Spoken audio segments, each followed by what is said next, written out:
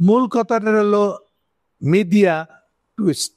আপনি বলবেন একটা, মানে করে দিবে আর একটা।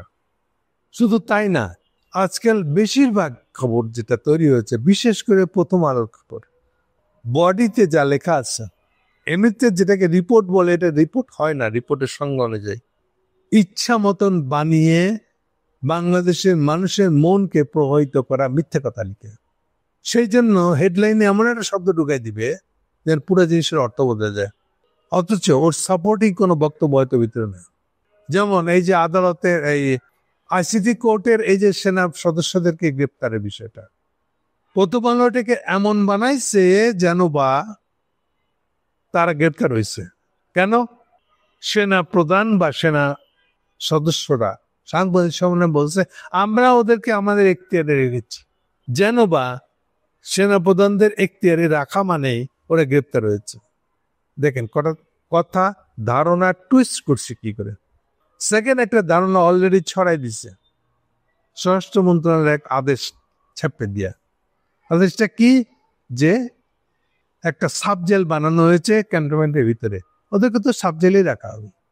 এই ধারণাটা এমন ভাবে প্রতিষ্ঠিত করছে প্রথম আলো, সারা বাংলাদেশের লোক ধরে নিচে, ও আচ্ছা তারা তো সাবজেলে থাকতেছে।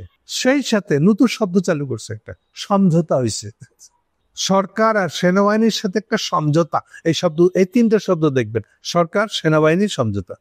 আচ্ছা, এটা কার সাথে কার? এটা কি সমঝোতার বিষয়? এই সিদ্ধান্ত কি সরকার আর সেনাবাহিনী দুইটার কেউ নিতে পারে? গ্রেপ্তারের অর্ডার দিয়েছে আদালত, তার কোনো খবর নাই কিন্তু। এমনকি আদালতের পজিশনটা এইভাবে কি হবে সে সম্পর্কে সরকারি পক্ষের উকিল যে প্রসিকিউটর তাজুল বলতেছে যে এটা একমাত্র আদালতের কাছে সাবমিট করা ছাড়া, যারা যারা নামে অপরাধের ঘোষণা দিয়ে তাদেরকে গ্রেপ্তারের নির্দেশ দেওয়া হয়েছে, তাদেরকে আদালতে সাবমিট করতে হবে, আগে নিজেকে সমর্পণ করতে হবে, তারপরে ঠিক হবে, আদালত ঠিক করবে তারা কোথায় থাকবে। কিন্তু সব কিছুকে ছাপায় প্রথম আলো সমাজে স্টাবলিশ করে রাখছে যে তারা সেনা হেফাজতেই থাকবে। এই ধরনের মিথ্যা কথা সমাজে স্টাবলিশ করে রাখাটাই হলো প্রথম আলো। সাথে অন্যান্য পত্রিকাও কিছু আছে, কিন্তু সবার উপরে আছে প্রথম আলো। এই পরিস্থিতিতে যেটা এখন প্রসঙ্গ নিয়ে আমি কথা বলবো, আমি একটু আগে বলছিলাম ভলকার টুর্কের কথা। ভলকার টুর্ক জাতিসংঘের হিউম্যান রাইট কাউন্সিলের এখনকার প্রধান। বেশিরভাগ মিডিয়া এই খবরটাকে লুকায় রাখছে, অন্যভাবে ইঙ্গিত দিয়েছে। ভলকার টুর্ক সরাসরি আদালতের বিচারক যে 30 জনকে গ্রেপ্তারের নির্দেশ দিয়েছে, এটাকে স্বাগত জানিয়ে বিবৃতি দিয়েছে ভলকার টুর্ক। কত পরিষ্কার বোঝার চেষ্টা করেন। ভলকার টুর্ক অর্থাৎ জাতিসংঘ সরাসরি আদালতের এই কাজটাকে প্রশংসা করে এটাকে একটা অগ্রগতি বলে বিবৃতি দিয়েছে। আমি গত 4-5 দিন ধরে বলে আসছি কথাটা। এই প্রোপাগান্ডা প্রথম আলোদের এর ফাঁদে পড়ে আমি এটা কোনোভাবে প্রথমে প্রধান বিষয় হিসেবে আনতে পারি নাই। গতকালকেও আবার ভলকার টুর্ক এই কথাটা বলেছেন।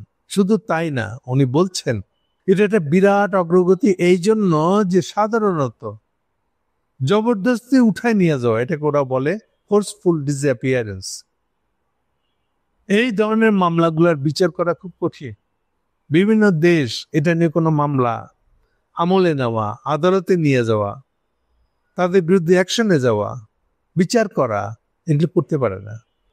সেই দিক থেকে উনি বলছেন আন্তর্জাতিক আইন অনুযায়ী যথাযথ প্রক্রিয়া অনুসরণ করে, একটা ন্যায় বিচারের সর্বোচ্চ মান অনুসরণ করে এটা যে করা গেছে, এটাকে উনি স্বাগত জানিয়ে বলছেন এইসব দিক খেয়াল রেখে যেন আমাদের বাংলাদেশের আদালতটা কাজ করতে পারে।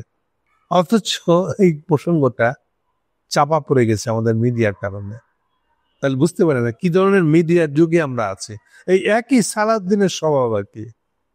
টার্গেট হচ্ছে সবার ওয়াকার ভক্ত হয়ে যাওয়া, ওয়াকারকে বাঁচানোর চেষ্টা করা, সেনার সদস্যদেরকে বাঁচানোর চেষ্টা করা, ইউনূস সাহেবকে হুমকি দেওয়া, আগে নির্বাচন। কেন? আগে নির্বাচন হলে ওয়াকার সাহেবকে তারা মাফ করে দিবে, এই বিচার আচারগুলো সব বন্ধ করে দিবে।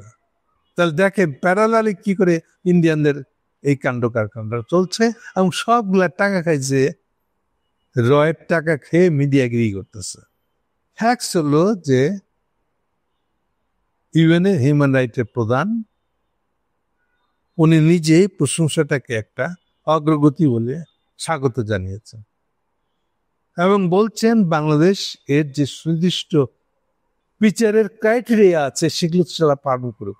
সে সাথে এটাও স্মরণ করে দিয়েছে যে হতে পারে যে অনেক লোক ছোটখাটো সম্পর্কটা খুব জোরালো না, কিন্তু তারাও আটকে আছে।